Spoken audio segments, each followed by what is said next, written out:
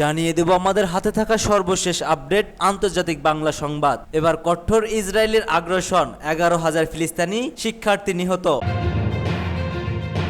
হিজবুল্লাহর কেনা 5,000 পেজার বিস্ফোরক ঢুকিয়ে দিয়েছিল মোসাদ, কিন্তু কিভাবে? আরো জানিয়ে দেব গাজা যুদ্ধ নিয়ে জাতিসংঘে এরদোগানের বক্তব্য। অন্যদিকে লেবাননে বিস্ফোরণে আহত ইরানের রাষ্ট্রদূত। জানিয়ে দেব গাজায় যুদ্ধ বন্ধের আহ্বান কমলার, চান না ইসরায়েলি দখলদারি। এবং সর্বশেষ জানিয়ে দেব লেবানন বিস্ফোরণের সন্দেহে ইসরায়েলের দিকে। এতক্ষণ শুনছিলেন সংবাদ শিরোনাম, এবার বিস্তারিত। অবশ্যই ভিডিওটি ভালো লাগলে একটি লাইক করবেন এবং সাবস্ক্রাইব করবেন। গাজায় ইসরায়েলি আগ্রাসন, 11,000 ফিলিস্তিনি শিক্ষার্থী নিহত। অবরুদ্ধ গাজা ভূখণ্ড ও পশ্চিম তীরে গত 7 অক্টোবর থেকে কঠোর ইসরায়েলি বাহিনীর আক্রমণে 11,000-এরও বেশি শিক্ষার্থী নিহত হয়েছে। ফিলিস্তিনের শিক্ষা মন্ত্রণালয় মঙ্গলবার এই তথ্য জানিয়েছে। খবর এএফপি ও আল জাজিরা। গত অক্টোবর থেকে গাজা উপত্যকায় নির্বিচারে হামলা চালিয়ে যাচ্ছে কঠোর ইসরায়েল বাহিনী। এদিকে গাজা যুদ্ধবিরতি দিতে চলমান কূটনৈতিক প্রচেষ্টা নিয়ে আলোচনা করতে মিশরে যাচ্ছেন মার্কিন পররাষ্ট্রমন্ত্রী অ্যান্টনি ব্লিংকেন। পশ্চিম তীরেও উত্তেজনা বিরাজ করেছে, সেখানেও প্রায় রক্তাক্ত অভিযান চালাচ্ছে ইসরায়েলি বাহিনী। ফিলিস্তিনের শিক্ষা মন্ত্রণালয়ের সর্বশেষ হিসাব অনুসারে গত অক্টোবর থেকে ইসরায়েলি বাহিনীর হামলায় গাজায় এ পর্যন্ত 10,888 শিক্ষার্থী নিহত এবং 17,224 শিক্ষার্থী আহত হয়েছে। পশ্চিম তীরে 113 শিক্ষার্থী নিহত এবং 548 শিক্ষার্থী আহত হয়েছেন। যুক্তরাষ্ট্র থেকে গতকাল মঙ্গলবার মিশরের উদ্দেশ্যে যাত্রা করেন ব্লিংকেন। গত অক্টোবরের গাজায় ইসরায়েলি হামলা শুরুর পর এটি তার চতুর্থ মধ্যপ্রাচ্য সফর। এই সফরের গাজা যুদ্ধবিরতি ও জিম্মি মুক্তির প্রচেষ্টা নিয়ে মিশরের কর্মকর্তাদের সঙ্গে আলোচনা করবেন তিনি। দীর্ঘ যুদ্ধের জন্য প্রস্তুত হামাস। গাজা নিয়ন্ত্রণকারী সংগঠন হামাস বলেছে ইসরায়েলি বাহিনীর সঙ্গে দীর্ঘ যুদ্ধের জন্য তারা প্রস্তুত। গত সোমবার হামাস প্রধান ইয়াহিয়া সিনওয়ার বলেন তাদের লড়াই চালিয়ে যাওয়ার জন্য সমর্থ রয়েছে। ইয়েমেনের হুতি বিদ্রোহীদের কাছে লেখা এক চিঠিতে সিনওয়ারা বলেন দীর্ঘ যুদ্ধ করার জন্য হামাস নিজেদের প্রস্তুত করেছে। হামাস নেতা ইসমাইল হানিয়া হত্যাকাণ্ডের পর গত মাসে সংগঠনটির নেতা হন সিনওয়ার। হিজবুল্লাহর কেনা 5,000 পেজার বিস্ফোরক ঢুকিয়ে দিয়েছিল মোসাদ, কিন্তু কিভাবে?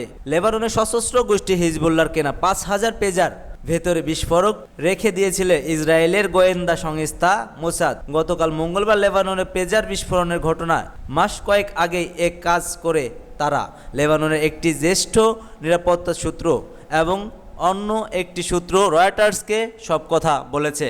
লেবানন জুড়ে কয়েক হাজার পেজার বিস্ফোরক ঘটেছে। এ ঘটনায় 9 জন নিহত হয়েছে, আহত প্রায় 3,000-এরও বেশি। তবে লেবাননের স্বাস্থ্য মন্ত্রণালয় বরাতে নিউ ইয়র্ক টাইমস বলেছে পেজার বিস্ফোরণ অন্তত 11 জন নিহত হয়েছে। লেবাননের নিরাপত্তা সূত্র বলেছে পেজারগুলো তাইওয়ান ভিত্তিক গোল্ড অ্যাপোলো কোম্পানির। এই কোম্পানি থেকে 5,000-এর বেশি পেজার কিনতে আদেশ দিয়েছিল হিজবুল্লাহ।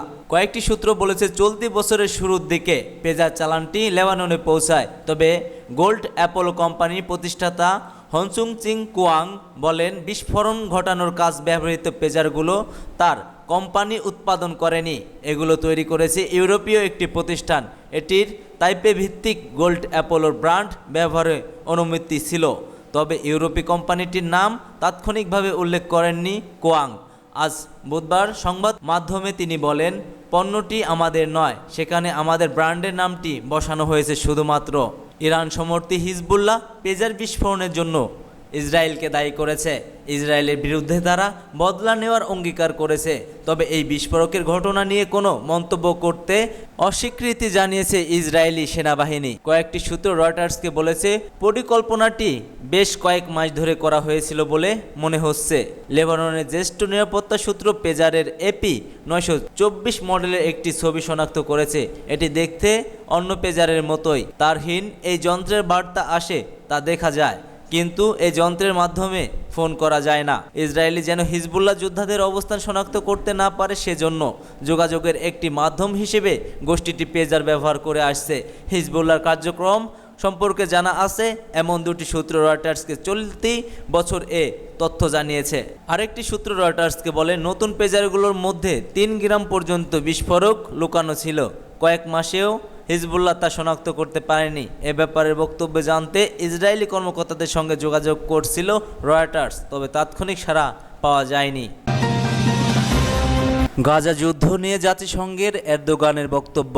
2005 সালে প্রথমবারের মতো জাতিসংঘের সাধারণ পরিষদের 60তম অধিবেশনে তুরস্কের প্রধানমন্ত্রী হিসেবে অংশ নেন এরদোগান। তখন থেকেই তিনি জাতিসংঘের কাঠামোগত সংস্কারের প্রয়োজনীয়তা তুলে ধরেছেন। তার মতে জাতিসংঘকে আরও কার্যকর এবং অংশগ্রহণমূলক করতে হলে নিরাপত্তা পরিষদের 5টি স্থানীয় সদস্য দেশের উপর নির্ভরশীলতা কমানো জরুরি। খবর আনাদুলু। প্রতিবেদনটিতে বলা হয়, এরদোগান তার ভাষণে দীর্ঘদিন ধরে গাজা সংকট এবং ফিলিস্তিনের উপর ইসরায়েলের অত্যাচারের বিষয়ে আন্তর্জাতিক সম্প্রদায়ের নির্লিপ্ততার তীব্র আলোচনা করে আসছেন। 2014 সালে জাতিসংঘে তিনি প্রথমবারের মতো বলেন, 5টি দেশের চেয়ে বিশ্ব অনেক বড়। তার মতে জাতিসংঘের স্থানীয় সদস্যরা তাদের নিজেদের স্বার্থে সিদ্ধান্ত নেয়, যা বৈশ্বিক ন্যায় বিচারের সঙ্গে সামঞ্জস্যপূর্ণ নয়। গাজার উপর ইসরায়েলের হামলার বিষয়টি তিনি দীর্ঘদিন ধরে জাতিসংঘের অক্ষমতার উদাহরণ হিসেবে তুলে আসছে।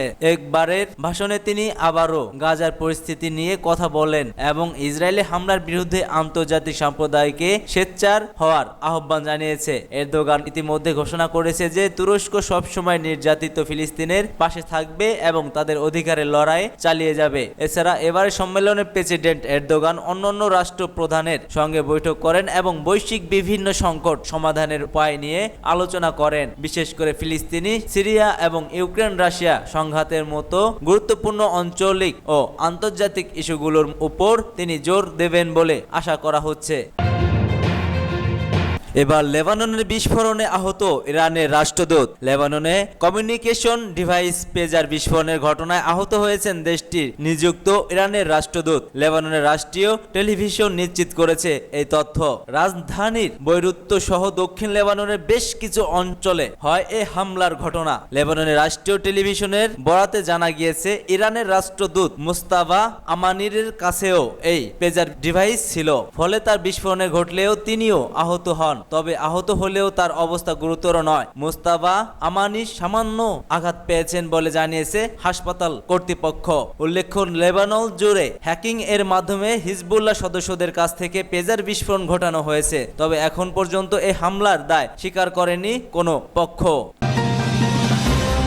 গাজায় যুদ্ধ বন্ধের আহ্বান কমলার, চান না ইসরায়েলি দখলদারি। গাজায় যুদ্ধ বন্ধের আহ্বান জানিয়েছেন যুক্তরাষ্ট্রের প্রেসিডেন্ট নির্বাচনে ডেমোক্রেটিক পার্টির প্রধান কমলা হ্যারিস। যুদ্ধ শেষ হওয়ার পর ফিলিস্তিনি এ উপত্যকাটির ফের ইসরায়েলে দখল করা উচিত হবে না বলেও মনে করেন তিনি। ফিলাডেলফিয়ার গতকাল মঙ্গলবার ন্যাশনাল অ্যাসোসিয়েশন অফ ব্ল্যাক জার্নালিস্টের সঙ্গে আলাপে এসব কথা বলেন কমলা। সেখানে তিনি ইসরায়েল ও ফিলিস্তিনি স্বাধীনতাকামী সংগঠন হামাসের মধ্যে একটি যুদ্ধবিরতি চুক্তির আহ্বান জানিয়েছেন। কমলা ইসরায়েলে ও ফিলিস্তিনের মধ্যে সংকট নিরসনের রাষ্ট্রীয় সমাধানের কথাও বলেন তিনি আরো বলেন, মধ্যপ্রাচ্য এমনভাবে স্থিতিশীলতা ফিরিয়ে আনতে হবে যেন ইরান ক্ষমতাশালী হয়ে ওঠার সুযোগ না পায়। একই দিনে আফ্রিকান আমেরিকান সাংবাদিক, শিক্ষার্থী এবং সংবাদ মাধ্যমে পেশাজীবীদের সংগঠন ও এনএভিজি এর 3 সাংবাদিক গাজা যুদ্ধে বিষয়ে কমলাকে প্রশ্ন করেন। জবাবে মার্কিন ভাইস প্রেসিডেন্ট বলেন, আমরা খুব ভালো করে জানি এই অঞ্চলে সবার সর্বোচ্চ স্বার্থের জন্য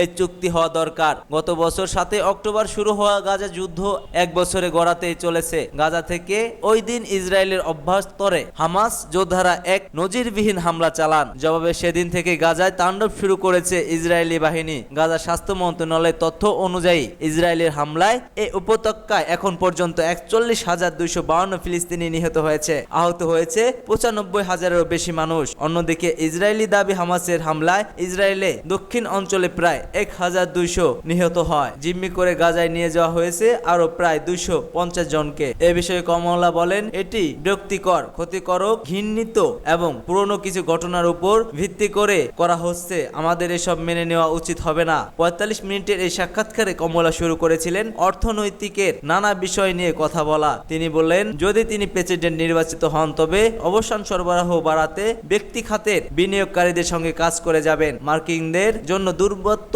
ও দ্রব্যমূল্য কমাতে আরও কাজ করা উচিত ছিল বলেও স্বীকার করেন তিনি। লেবানন বিস্ফোরণের সন্দেহ ইসরায়েলের দিকে। লেবাননে হ্যান্ড হেল্ড পেজার বিস্ফোরণে অন্তত 9 জন নিহত এবং প্রায় 2800 জন আহত হয়েছে বলে নিশ্চিত করেন দেশটির ভারপ্রাপ্ত স্বাস্থ্যমন্ত্রী ফিরাজ আবাদিয়া। এই বিস্ফোরণগুলো একাধিক অঞ্চলে একযোগে ঘটে, ফলে বহু মানুষ আহত সহ নানা ধরনের ক্ষয়ক্ষতির শিকার হন। আল ওয়াতানিয়া সংবাদ সংস্থার প্রতিবেদনে বলা হয়েছে, আহতদের মধ্যে 170 জনের অবস্থা গুরুতর। আহতদের চিকিৎসায় প্রায় 100টি স্বাস্থ্যসেবা প্রতিষ্ঠান কাজ করছে বলে জানিয়েছে মন্ত্রিসভা। আল জাজিরাকে দেয়া এক সাক্ষাৎকারে তিনি বলেন, চিকিৎসকদের মধ্যে অনেকেরই অবস্থা আশঙ্কাজনক। হিজবুল্লাহ এই বিস্ফোরণের জন্য ইসরায়েলকে দায়ী করে একটি ন্যায়সঙ্গত প্রতিশোধ নেওয়ার হুঁশিয়ারি দিয়েছে। সংগঠনটি জানায়, সম্প্রতি পেজারগুলো লেবাননে আনা হয়েছিল এবং সেগুলো একটি সাইবার আক্রমণের মাধ্যমে বিস্ফোরিত হতে পারে, তবে ইসরায়েলে এ বিষয়ে কোনো মন্তব্য করেনি। এই বিস্ফোরণে লেবানন জুড়ে শোক ও আতঙ্কের সৃষ্টি করেছে। বিশেষজ্ঞরা মনে করছে এই ঘটনা হিজবুল্লাহ ও ইসরায়েলের মধ্যে সংঘর্ষ আরও উস্কে দিতে পারে।